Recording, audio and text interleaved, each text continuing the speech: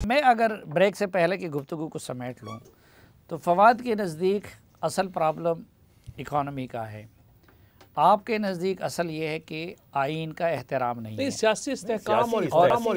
سیاسی استحکام ہمارا کنسنسس ہے۔ میں نے چودھری صاحب نے کوئی مختلف بات نہیں کی، چودھری صاحب اور میں دونوں یہ بات کریں کہ معاشی استحکام صرف سیاسی استحکام کے ذریعے آ سکتا ہے۔ میں صرف یہ کہہ رہا ہوں کہ سیاسی استحکام آ ہی صرف سکتا ہے جب رول بک ہو، اس کے تحت پھر استحکام آ جائے گا۔ ہاں، اور انہوں نے زیادہ اس پہ کیا کہ جو مذہبی ایکسٹریمزم کو ہمیں اسٹریٹجک مقاصد کے لیے ہمیں وہ جب آپ کے دیکھیں نا بڑھائی ہے، اور طور پہ تو تینوں باتیں ٹھیک ہیں۔ اور دیکھیں نا جب کوئی اگین میں دوبارہ کہوں گا کہ آپ کسی اصول کے پابند ہوں تو آپ یہ چیزیں نہیں کر سکتے۔ ٹھیک، ملکی مفاد کو آپ کو لے کے چلنا ہوگا، آپ کو کبھی بھی نہیں ہو سکتا کہ آپ کریکولم اپنا بدلنے دیں، چاہے اب اس میں ایک مسئلہ آتا ہے کہ کہ پاکستان میں اسٹریٹجک مقاصد کے لیے اور سیاسی مقاصد کے لیے بھی مذہب کو بری طرح استعمال کیا جاتا ہے، اور مذہب سے نیچے جا کے پھر فقہ اور مسلک کو بھی استعمال کیا جاتا ہے۔ اب ایک تو ہمارے اسی کانسٹیٹیوشن میں شریعت سپریم لا ہے، اور پھر فیڈرل شریعت کورٹ ہے، اور ہر حکومت کا یہ فرض گردانا گیا ہے کہ وہ شریعت کی بالادستی کے لیے وہ کام کرے۔ تو اس میں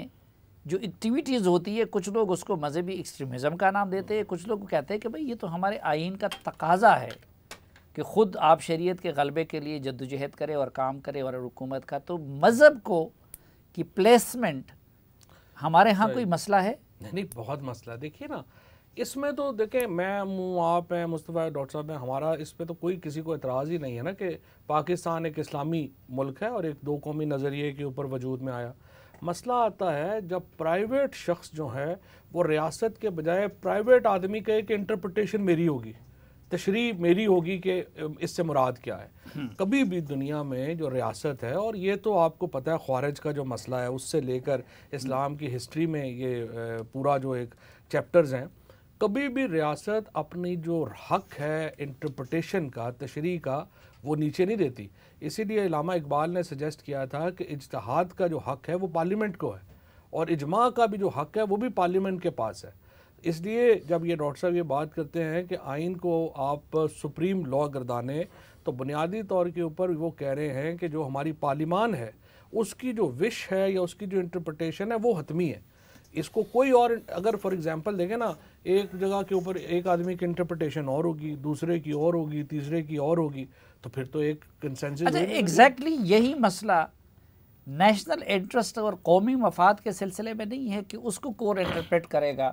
کہ بھئی یہ ایکٹ اور یہ عمل قومی مفاد کے مطابق ہے؟ آئین میں تو بڑا یہ واضح ڈیفائنڈ ہے۔ آئین میں تو دیکھیں نا، جو پارلیمنٹ ہے وہ سپریم طاقت ہے، اس کے پاس سارا اختیار ہے۔ اس کے بعد وفاقی کابینہ جو ہے، جو آرٹیکل 90 کے تحت وہ ایگزیکٹو ساری فنکشن جو اس کے پاس ہیں، اور جوڈیشل فنکشن جوڈیشری کے پاس ہیں۔ سو آئین میں تو یہ جو تقسیم ہے بڑی ویل ڈیفائنڈ ہے۔ لیکن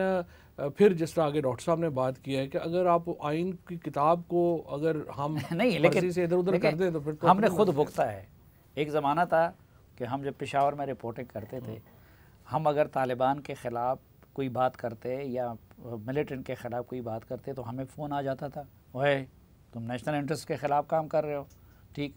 اب اگر آپ ان کے حق میں کوئی بات کریں، ٹھیک ہے، تو یہ اس کو تو کسی کابینہ نے ڈیفائن نہیں کیا، اس کو کسی اس نے ڈیفائن نہیں کیا، یا پھر یہ کہ معمولی سا آپ ایک حکومت کے نیریٹیو سے اختلاف کریں تو آپ پہ غداری کا اور یہ فتویٰ لگ جاتا ہے۔ تو سوال یہ کہ اس کو کون ڈیفائن کرے؟ جس طرح مذہب کو اس طریقے سے مس یوز کیا جاتا ہے کہ آپ اختلاف کریں تو ادھر بھی وہ ہوتا ہے، یہ پرابلم نہیں ہے؟ دیکھیں، ایک پرابلم ایک تو یہ ہے کہ اختلاف تو کوئی بھی کر سکتا ہے اور کہہ سکتا ہے کہ میں نہیں ماننا۔ پرابلم کیا ہے؟ جب آپ اپنی رائے کو اسلحے کے زور کے اوپر یا طاقت کے زور کے اوپر منوانا شروع کر دیں، وہ ریاست کی حق نہیں کسی کو دے سکتی۔ مطلب مثال کے طور کے اوپر ایک انٹرپریٹیشن ایک بات کی، ایک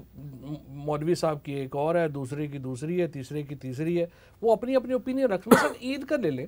عید کے اوپر ایک کہتے ہیں کہ آج عید ہے، دوسرا کہتے ہیں دوسری عید ہے، تیسرا کہتے ہیں تیسری عید ہے۔ یہ حق ہے ہر ایک کو، اس پہ نہیں آپ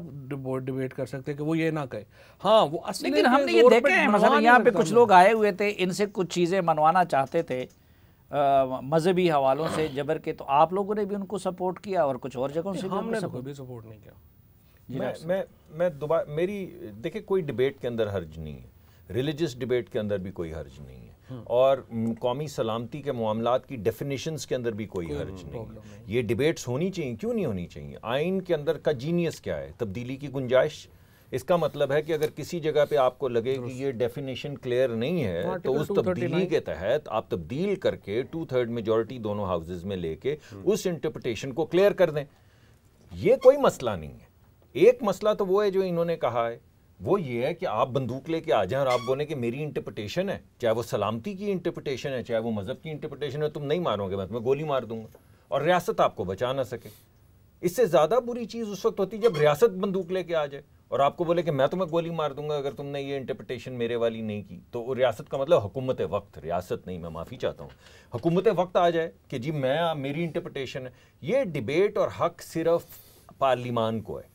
چاہے وہ کمیٹیز کے اندر ڈیبیٹ ہو یا پھر فلور کے اوپر ڈیبیٹ ہو، اور اس کے اندر ایک کنسنسس سامنے آئے کہ ہم نے سب کی بات سن لی ہے۔ یہ تمام ترجمانی کرتے ہیں عوام کی، عوام کے ترجمان ہیں، اور قانون کے نقطۂ نظر سے یعنی انفورسمنٹ کے نقطۂ نظر سے یہ انٹرپریٹیشن جو ہے یہ ضروری ہے، اور ہمیں اس کی ضرورت اس وجہ سے پڑی کہ اس سے پہلے یہ بات کلیئر نہیں تھی، ہم نے آج اس کو کلیئر کر دیا۔ یہ ڈیبیٹ صرف پارلیمان میں ہو سکتی ہے، اس کی انٹرپریٹیشن صرف پارلیمان میں ہو سکتی ہے، اس کی پھر انفورسمنٹ جو ہے وہ ایگزیکٹو کے پاس ہے کہ اب یہ جو انٹرپریٹیشن ہم سب نے کر دی ہے یہ آپ کی کسٹڈی میں چلی گئی، آپ حکومت وقت ہیں، اب آپ اس کو امپلیمنٹ کریں۔ مصطفیٰ، آپ اس سے ایگری کرتے ہیں جو ڈاکٹر صاحب کہہ رہے ہیں کہ جی یہ تو وہی باتیں ہیں جو ڈان لیکس کے وقت پولیٹیکل لیڈرشپ نے کہی تھی یا پہلے؟ بالکل ان کی بات میں وزن ہے، لاجک ہے۔ دیکھیے، اور صرف یہ انہوں نے تو اپنی اگزامپل دی، ہمارے ملک میں ہر وہ سیاسی جماعت یا ہر وہ فرد یا ہر وہ صحافتی ادارہ جس نے سیکیورٹی اسٹیبلشمنٹ کی اس پالیسی کے خلاف پچھلے 30-40 سالوں میں جب بات کی تو وہ غدار ٹھہرائے گئے۔ وہ نہ صرف غدار ٹھہرائے گئے بلکہ ان کو کئی دفعہ تو ان کے اوپر کفر کے فتوے بھی لگے کہ یہ کس طرح کی یہ جہاد کے خلاف باتیں کر رہے ہیں، اور جہاد تو جس طریقے سے پوری ایک گلوریفیکیشن کا پروسیس تھا 30-40 سالوں میں ہم نے ذہن سازی جو کی، اور آج فرینکلی ہم اس کا خمیازہ بھگت رہے ہیں کہ ہماری سوسائٹی ایک بہت اوورلی ریلیجس سوسائٹی ہو گئی ہے، اور یہاں پر کسی کی اب مختلف انٹرپریٹیشنز ہیں۔ اچھا، اس میں میں ایک آپ نے جو نقطہ اٹھایا نا صافی بھائی، مذہب کو استعمال کرنے والا، یہ کچھ تاریخ میں پہلی دفعہ نہیں ہوا کہ پاکستان میں اس طرح ہوا ہے۔ وہ کیرن آرمسٹرانگ ہے ایک، انہوں نے ایک کتاب لکھی ہے بہت اچھی، دی فیلڈز آف بلڈ۔ اس میں انہوں نے پوری تاریخ بیان کی ہے کہ دنیا میں کس طرح مذہب کو ہمیشہ سیاسی طاقت حاصل کرنے کے لیے، پولیٹیکل آبجیکٹیوز حاصل کرنے کے لیے استعمال کیا گیا، اور یہ دنیا کے بہت سے خطوں میں ہوا ہے۔ اور آج خیر ہم نے تو دیکھا اپنے ملک کے اندر یہ ہوتے ہوئے دیکھا، قوم پرستی اور مذہب کو ہمیشہ دونوں نیچرل جذبات بھی ہے لیکن دونوں کو مس یوز ہمیشہ کیا گیا۔ لیکن ہمارے ہاں اب ہمیں اگر ایک قوم کو اگر ہم نے ایک صحیح راستے پہ ایٹ لیسٹ رہنمائی کرتے ہوئے لے کر جانا ہے کہ جہاں پر فیصلہ، جس طرح ڈاکٹر صاحب کہہ رہے تھے کہ صرف پارلیمان کے اندر مشاورت کے ساتھ ہر کسی کو بولنے کی آزادی ہو اور وہیں پر فیصلے کیے جائے، اس راستے سے اگر ہم نے ہٹانا ہے تو پھر اس کے لیے ریاستی اداروں کو پھر مکمل طور پر اس سے اپنے آپ کو ڈسکنیکٹ کرنا ہوگا۔